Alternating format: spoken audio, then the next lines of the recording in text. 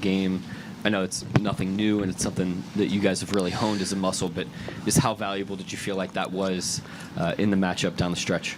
Yeah, I mean, we've done it before, but you're always trying to figure out the limit of it. And Kessler, Markkanen, Collins on the court together is big. And so I thought we did a great job, especially down the stretch on the glass, of scrapping for some of those rebounds. Dub had a big one, Lou had a big one, Kaysen was in the mix. And did a great job kind of offsetting their size with pressure and speed, especially in the fourth quarter. Obviously, Shai, a historic night for him personally. Still in the fourth quarter, he's making swing passes and trying to create. How'd you find sort of his balance of understanding what he needed to do for the team tonight, scoring-wise, with also playing a good floor game? Yeah, I thought his floor game was pretty good. I thought it shows confidence when you make the right play, even in the face of being able to chase 50 or whatever individual stuff is there for the taking. And so I thought he showed good poise and confidence on a night where he obviously was close to that number. And I didn't think his offense tonight felt much different from some other nights. He's had close to 40 in three quarters and then didn't play the fourth in some of those games. It didn't feel a lot different than that. So it was another great scoring performance, but it wasn't uncommon. If people look at the record, they say, man, it's kind of an easy night, but you called timeout a minute 13 into the game, kind of indicative of how it's going to be a tough night for you, think? Yeah, it wasn't an easy night. Obviously, we really had to slog through that game. We had some things not go our way, made some mistakes. They just didn't go away on some plays. I thought we could have opened the game up a little bit at the beginning of the fourth, and they put a run on us and got it to 1 or tied the game. But that's, we have to work through that stuff. It's good for us to have to, play bad and get back on track, or have not get traction in the game and have to try to figure out different ways to find a win. I thought we manufactured the win tonight. I thought the play of the night was the offensive rebound by Dort that ended in the Kaysen three. That was, I think, a 3-point game. It made it 6, and I don't think it got closer after that. So having to make those plays and having game pressure was a good experience for us, and I thought we rose to that, especially down the stretch. Is that just kind of one of those closing the game out like that because you did go on a run? If you just look at the final box score, you say, hey, they had a pretty easy night, but you really made big plays down the stretch. Yeah, I mean, we just had to keep banging away, and waiting to bust through, But it took us a long time to bust through. They played really good. I thought Utah, they were competitive and stress tested us, and I thought we obviously could have played better, but the game wasn't easy. And, you got to be able to, like I said, manufacture a win when the game's not easy, and I thought we did that, especially down the stretch. Mark, Shai enters the fourth with 41. He finishes with 54. He enters the game in the fourth, I think, about 7 minutes or so. He does a lot of that remaining damage with 3-4 minutes left. He's deferring to Dub, early in those minutes, at least it felt like. Just how impressive is that he reached 54, considering those early possessions, and I guess how much of that has been Shai's season where he's eating, but he's also putting his teammates in. Yeah, I mean, I wouldn't even say he was deferring, not to pick at the words, but I didn't think he was deferring. He was the screener on a lot of those plays, which allows him to use his gravity and gets Dub ahead of steam. It involves him in the actions a different way, and we're going to need all that.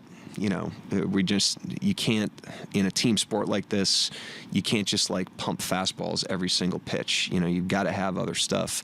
He understands that, and so he's able to see the big picture. And like I said, it shows confidence in the team. He's doing that stuff, and it also shows confidence in himself that he doesn't feel like he has to just go grab, the cookie out of the cookie jar the minute he sees that it's open. So I thought he did a good job of blending down the stretch, but he's done a great job of that all season. And a lot of the conversation, especially recently this year, last year, has been, despite how great of a scorer he is, that he never reached 50 in a league full of 50 pieces. Just how impressive has this body of work been that he's put together, and I guess what does it say about him now that he's reaching this and people find it that impressive? I don't see him any differently than I did to start the night. I think what makes him special is first of all, his character as a person, competitor, leader. That's what makes him, really special to me. And then his basketball, how efficient he is what makes him special and consistent. And he's efficient and consistent every night, not just on the night that he gets a big number in the counting stats. And so, it's obviously a great accomplishment, in his career, but, I don't see him any differently than I did before the game. Over the years, you guys have talked about putting the individual success somewhat on the back burner for the team success, and the individual success will come naturally. And on a night like tonight where Shai is not forcing shots and he's as efficient as he is and has his first 50-point game, does it make, for a coach, does it make it that much special that he's still doing it the right way, even though he could have came into the fourth and took any shot he wanted? Yeah, but we have a culture of that, he does that and deserves a lot of credit for that, because obviously, like I said, the cookie jar's open. He can stick his hand in there, if he wants to. But we have a team full of guys that do that. I mean, there's guys that are, scraping for rebounds. And, Caruso, I thought, gave us a huge lift in the second quarter. He gave us a huge lift down the stretch with the steals. He was a total disruptor tonight. I thought Kasem was a dog tonight. I thought Lou, did not have, like we talked about, an easy game, but he made the play of the night with the offensive rebound and extra pass. So we've got an environment full of guys that put the team first, and that's why the whole is better than the sum of the parts, at least to this point. And Shai is not exempt from that. He's included in that, but it is not exclusive to him. On those case and dunks, you see a lot of coaches react in some way. You just keep that stoic demeanor. Is that something you internally tell yourself not to react or anything, or is it just how you are? I think you should spend more time watching the dunk and less time watching me.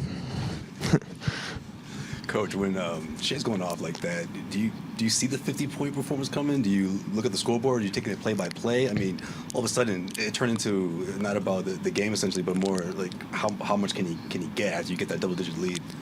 Yeah, I mean, not really. I mean, it didn't, like I said, it didn't feel much different. Basketball is an efficiency game, and the NBA's figured that out. It's what do you do with your possessions? It's not just about the counting stats. And so he's been an efficient scorer and efficient player on two ends of the floor for a long, long time, and has been, ridiculously consistent with that for years now.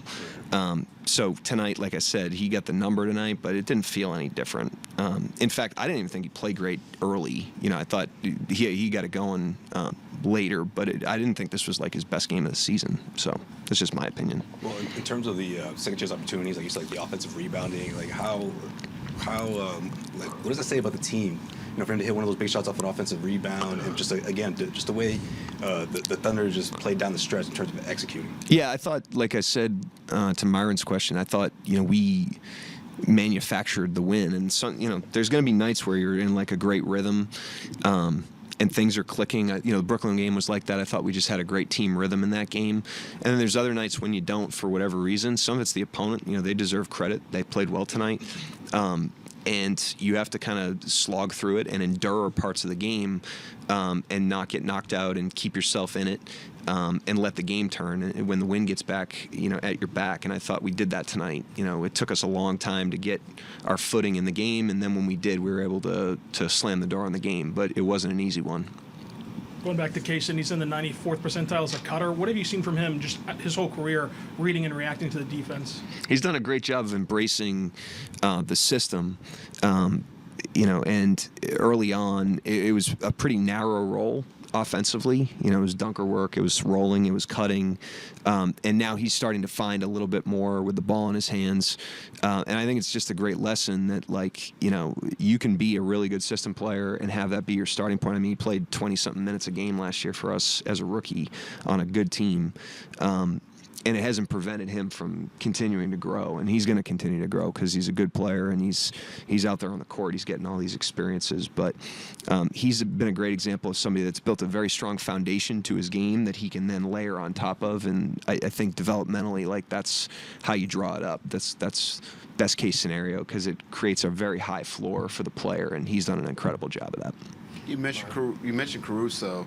he had the steals. I mean, a couple of inbounds in a row. Seemed like they came in time to allow you to steal some momentum. You're trying to generate some things with his steals. I think he had 4 for the game. Yeah, he's just a menace. You know, he's in the middle of everything.